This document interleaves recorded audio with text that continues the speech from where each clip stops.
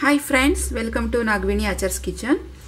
Friends, ಇವತ್ತಿನ recipe ಶೇಂಗಾ ಬೀಜದ ಚಟ್ನಿ ಪುಡಿ ಇಲ್ಲ ಕಡಲೆಕಾಯಿ ಬೀಜದ ಚಟ್ನಿ ಪುಡಿ. 1 ಬೌಲ್ ಅಷ್ಟು ಕಡಲೆಕಾಯಿ ಬೀಜ ತಗೊಂಡಿದ್ದೀನಿ. ಈ ಸೈಜ್ ಇಂದು 1 ಬೆಳ್ಳುಳ್ಳಿ ಬಿಡಿಸಿ ಇಟ್ಕೊಂಡಿದ್ದೀನಿ. ಜೀರಿಗೆ 1 ಸ್ಪೂನ್, ಹುರಿಗಡಲೆ 2 ಟೇಬಲ್ ಸ್ಪೂನ್, ಒಣ ಕೊಬ್ಬರಿ 2 ಟೇಬಲ್ ಸ್ಪೂನ್, ಇಲ್ಲಾಂದ್ರೆ 1/4 ಗಿಟ್ಕು, ಉಪ್ಪು ರುಚಿಗೆ ತಕ್ಕಷ್ಟು, ಅಚ್ಕಾರದ ಪುಡಿ 2 ಸ್ಪೂನ್ ಅಷ್ಟು ಹಾಕ್ತೀನಿ. ನಿಮಗೆ ಖಾರಕ್ಕೆ ಎಷ್ಟು ಬೇಕೋ ಅಷ್ಟು ನೋಡಿಕೊಂಡು ಹಾಕೋಬೋದು. ಹುಣಸೆ ಹಣ್ಣು ನೋಡಿ ಎಷ್ಟು ಬೇಕಾಗತ್ತೆ. ಕರಿಬೇವಿನ ಸೊಪ್ಪು 3 ಎಸಳು. ಇವಾಗ ಹೇಗೆ ಮಾಡೋದು ನೋಡ್ಕೊಳ್ಳೋಣ. ಮೊದಲಿಗೆ ಕಡಲೆಕಾಯಿ ಬೀಜನ ಫ್ರೈ ಮಾಡ್ಕೊಳ್ಳೋಣ. 1 ಕಪ್ ಅಷ್ಟು ಮೆಜರ್ಮೆಂಟ್ ಇದೆ ನೋಡಿ.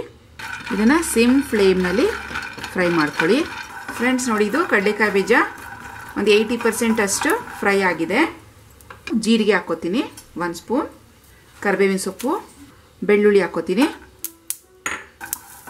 ಇದೊಂದು ಅರ್ಧ ನಿಮಿಷ ಫ್ರೈ ಮಾಡಿದ್ರೆ ಸಾಕು. ಇದು ಅರ್ಧ ನಿಮಿಷ ಫ್ರೈ ಆಗಿದೆ. ಸ್ಟವ್ ಆಫ್ ಮಾಡ್ಕೋತೀನಿ. ಫ್ರೆಂಡ್ಸ್, ಈಗ ಸ್ಟವ್ ಆಫ್ ಮಾಡ್ಕೊಂಡಿದ್ದೀನಿ. ಇದ್ರ ಜೊತೆಗೆ ನೋಡಿ ಹುರಿಗಡ್ಲೆ 2 ಟೇಬಲ್ ಸ್ಪೂನ್ ಅಷ್ಟು ಹಾಕ್ತೀನಿ. ಒಣ ಕೊಬ್ಬರಿ ತುರಿ, ಇಷ್ಟು ಹುಣಸೆ ಹಣ್ಣು, ಉಪ್ಪು ರುಚಿಗೆ ತಕ್ಕಷ್ಟು, ನಾನು 1.5 ಸ್ಪೂನ್ ಅಷ್ಟು ಹಾಕಿದ್ದೀನಿ. ಅಚ್ಕಾರದ ಪುಡಿ 2 ಸ್ಪೂನ್ ಹಾಕ್ತೀನಿ. ನಿಮಗೆ ಖಾರಕ್ಕೆ ಎಷ್ಟು ಬೇಕೋ ಅಷ್ಟು ನೋಡಿಕೊಂಡು ಹಾಕ್ಕೊಳ್ಳಿ. ಇವಾಗ ಇದು ತಣ್ಣಗಾಗೋದಕ್ಕೆ ಬಿಡೋಣ. ತಣ್ಣಗಾದ್ಮೇಲೆ ಮಿಕ್ಸಿಗೆ ಹಾಕ್ಕೊಳ್ಳೋಣ. ಮಿಕ್ಸಿ ಜಾರ್ಗೆ ಹಾಕಿದ್ದೀನಿ. ಇದನ್ನ ಪೌಡರ್ ಮಾಡ್ಕೊಳ್ಳೋಣ. ತುಂಬ ನುಣ್ಣಗೆ ಮಾಡಬಾರ್ದು, ತುಂಬ ತರಿಯಾಗೂ ಮಾಡಬಾರ್ದು. ಸೊ ಮೀಡಿಯಮ್ ಆಗಿ ಇದನ್ನ ಪೌಡರ್ ಮಾಡ್ಕೊಳ್ಳೋಣ.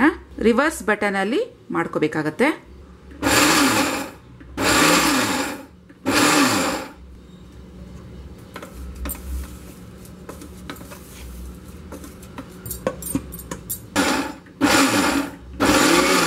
ಕಡಲೆಕಾಯಿ ಬೀಜದ ಚಟ್ನಿ ಪುಡಿ ರೆಡಿ ಆಯಿತು.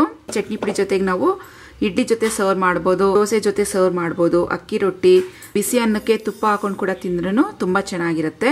ಚಟ್ನಿ ಪುಡಿ ಎಲ್ಲದ್ರ ಜೊತೆಗೂ ತುಂಬ ಬೆಸ್ಟ್ ಕಾಂಬಿನೇಷನ್ ಅಂತ ಹೇಳ್ಬೋದು. ಇಂದಿನ ವಿಡಿಯೋದಲ್ಲಿ ಇನ್ಸ್ಟೆಂಟ್ ಆಗಿ ರವೆ ದೋಸೆ ಮಾಡೋದನ್ನ ಲಂಚ್ ಬಾಕ್ಸ್ ರೆಸಿಪಿನ ಪೋಸ್ಟ್ ಮಾಡಿದ್ದೆ. ಸೊ ಅದ್ರ ಜೊತೆಗೆ ನಾನು ಶೇಂಗಾ ಚಟ್ನಿ ಪುಡಿನ ಸರ್ವ್ ಮಾಡಿದೆ. ಸೊ ಆಗ ಶೇಂಗಾ ಚಟ್ನಿ ಪುಡಿ ಬೇಕು ಅಂತ ರಿಕ್ವೆಸ್ಟ್ ಮಾಡಿದ್ರು.